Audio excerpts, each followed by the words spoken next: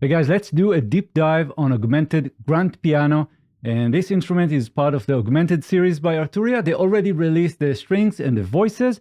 I'm going to do a separate video on those. Let's get started.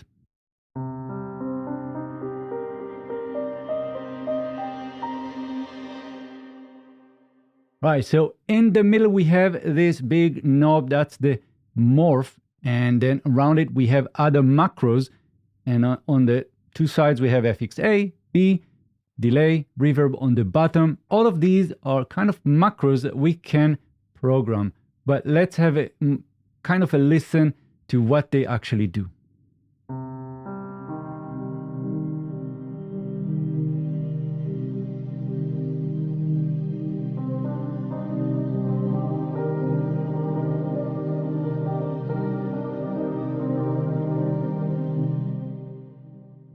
So now we are doing a deep dive. I'm going to click the advanced, and now this is kind of complex at first look, but I'm going to break it for you and it's going to be super simple. So first of all, we have different tabs in this advanced mode, and we have the layers. That's where we are right now. That's where sound starts. This is where we have the different engines, and I'm going to also show you exactly what that means. But we also have modulations, which are the kind of devices, the things that we can use to modulate, automate, and create sounds that evolves over time as you play. We have an arpeggiator, and that's really a simple arpeggiator, very easy to use. We have effects, and finally we have some macros, and here you can see what exactly is the color, the morph, time, and motion. Because on the front page, let me go back to the front page, there's no explanation. You never know what exactly is the motion, for example. So if I'll go into the advanced mode, you'll see that the motion is right now the function 1 scale. So in the layers page, we have two layers. We have layer A, layer B. Each one can have two engines, but they are either sample-based engine or synthesis-based engine. And I'm going to show you exactly what that means in a moment. But you can also rearrange. So you can drag any of the engines and have whatever combination you like in each of the layers. You can have two samplers or two synths or anything in between. And now if you click this drop down right here, the title, you'll have a choice for the sample based. Or if we'll go into the synth, we'll click this title, we have other types of synth-based engines. So, for example, here in the synth, we have analog, we have granular, we have harmonic engine, and we have a wavetable engine. And each one is completely different, and each one will give you different sounds and different things that you can do. So, for example, if we'll go into the analog, I'm going to just double-click the first one here. You'll see we have 3 oscillators, and they can be any of the basic waveforms like sine or triangle, sawtooth, things like that. And we have a simple ADSR envelope. If I'll go now to the granular, I'm going to click the first one, we have a sample loaded, and this is a granular synthesizer, much like the things that you will find in Pigments, the flagship synthesizer by Arturia. And we have some controls that are very unique and very dedicated to this type of engine. If I'll go into the next one, to the harmonic engine, then right now you don't see anything, but let's play.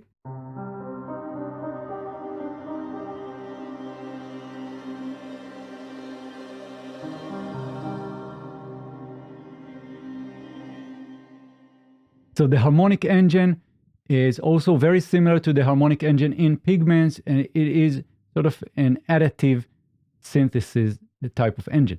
And if I'll go and select the wavetable, I'm going to go with the first one, you'll see that we have a wavetable loaded, and we have the position, which we can actually then automate and modulate. And we have 2D view or 3D view. We have some other controls, and again, we have the envelope. Now, for the sample-based engine, let's just select something. You see that we have just an icon here, and nothing more than that. So it's a very simple sampler. So that is the engines. Now let's have a quick look at the filters. So for each of the layers, we have a dedicated filter, and we have an on-off button here. We have a drop-down for the different types. So we have multi-mode, we have SAM, we have surgeon, we have comp, phaser, and format. And they all sound different. And once you select anything, let's go with a format, for example, you'll see that we have different controls. If we'll go with the SAM, we have also types of filters like low pass, high pass, notch, or things like that, or band pass. And we also have the dedicated envelope. So now if you're not sure exactly how to use envelopes, if you're not sure exactly what is the idea behind an envelope that is connected or wired to the filter, then I'll just give you a quick explanation here. So the envelope is controlling how things, whatever parameter or whatever you're applying that envelope to, is going to behave over time. So the attack will be how much time would it take for the parameter, whatever it is, to go into its maximum value or velocity if it's volume. And the release will be how much time would it take for that parameter to just fade away when you stop playing anything. And in between, we have the decay and the sustain. So the sustain is the value as you keep on playing. So if I'll press any key and keep on pressing, that will be the sustained value. And the decay will be how much time would it take to get into that. Now, let me show you how that works real quick. So for the filter, it is going to control how the filter opens and closes as we play. So now I only have the analog engine working. This is how it sounds. Right, and I can play with the cutoff. Right, now let's apply the envelope. So I'm going to set this attack to be very slow, and I'm going to go and set initial point for the cutoff.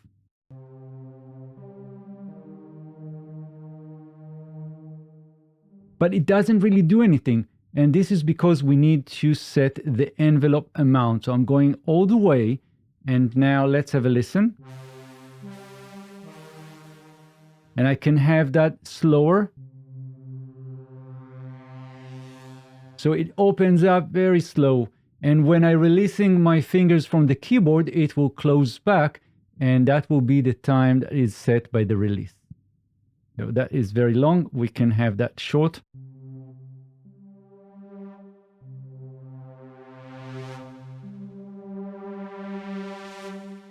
And we also can play with the resonance.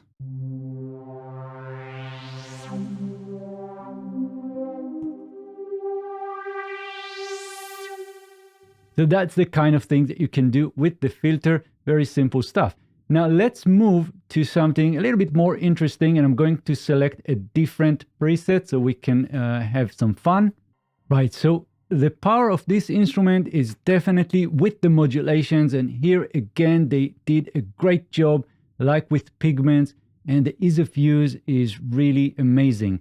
So on the bottom we see the different modulators. We have LFOs, we have functions, we have randomizers, we have other things that are related to the keyboard like aftertouch or maybe the mod wheel, things like that. And we can apply those on whatever. So let me show you, for example, what happens if we would like to have the sound go left and right, left and right. So what I'm going to do is I'm going to use the LFO, which is the low frequency oscillator. And once I click that, it tells me, okay, drag the knob contour to create or edit the modulation routing. And right now we have 0 out of 4. So we can add up to 4 destinations here.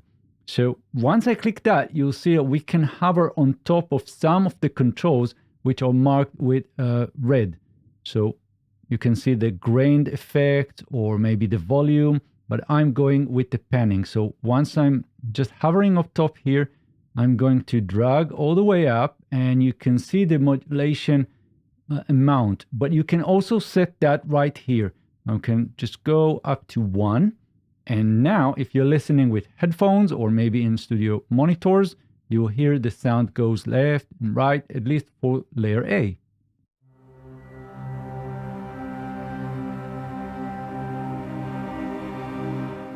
Now, if you want to control the speed, the rate of, or whatever that is related to this modulation, we'll go into Modulation tab here, and here we can see LFO1.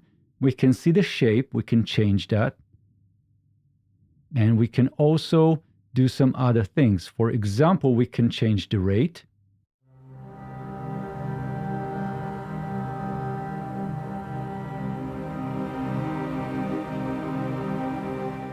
Right, and we can set this to be synced to our BPM.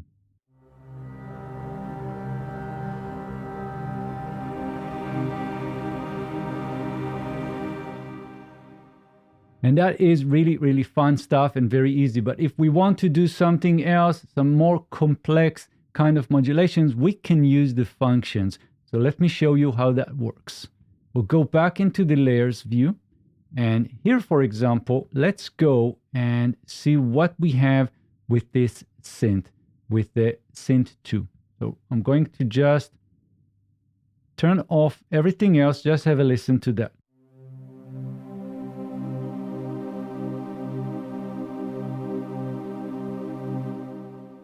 Right, and I want to try and do something interesting with the cutoff. So I'm going to just close this one.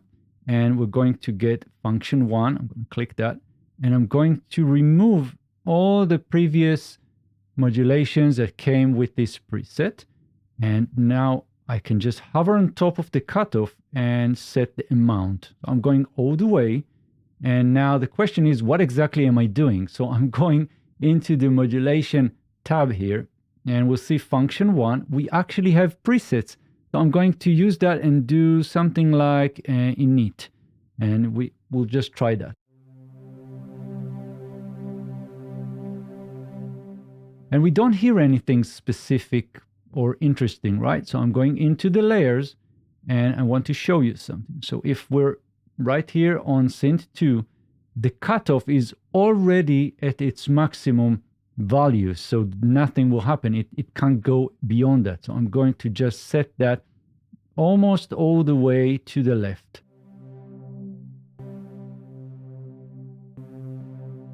And now it makes sense. We are opening the filter and then it closes back. But I can do things like this.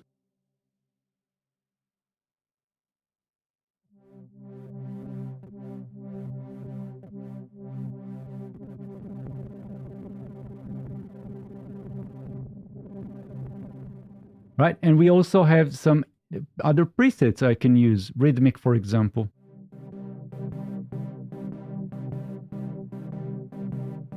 And now let's go back to layers and turn on everything else so we'll have a more complete sound.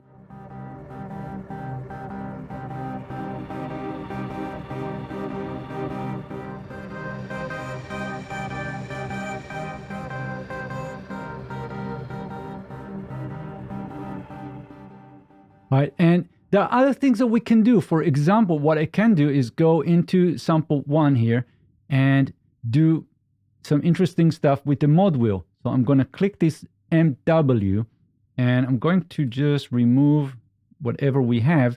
And we have the cutoff. I'm going to set that almost all the way to the left. And now we're on the mod wheel here. I'm going to just click and drag up. And now what would happen is if I'm using the mod wheel, I'll open and close the filter.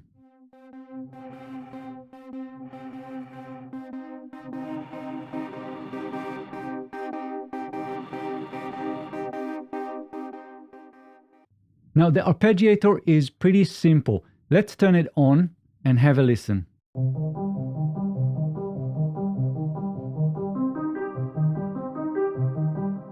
So we are arpeggiating whatever chord I'm playing, and we can set the type. We have the rate, which can be synced to our BPM, can be triplet, dotted, anything like that. right? And we have swing, we have number of octaves.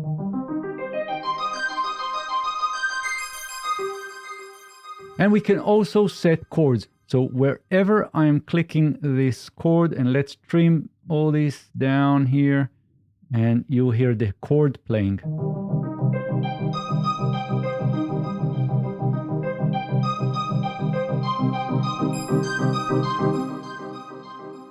Very interesting, very easy to use. And so that is the arpeggiator. Next, we have the effects, and here we have two tabs. We have layer effects and we have the main effect. So in the layer effects, we have two effects for each of the layers. We have a drop down with many different types. So we can just go and have a chorus effect and change this one for digital delay.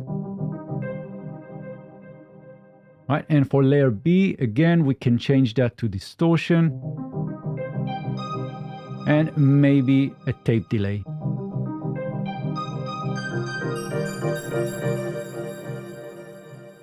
But we also have the main effects, which are the global effects, which are connected, wired to whatever we have on the front page. You can see we have the delay and the reverb. For each one, we have a choice, digital, pitch shift, tape, and that is pretty simple stuff. If we go back for a moment for the into the main page, you'll see that these are the same controls on the bottom, the delay and the reverb.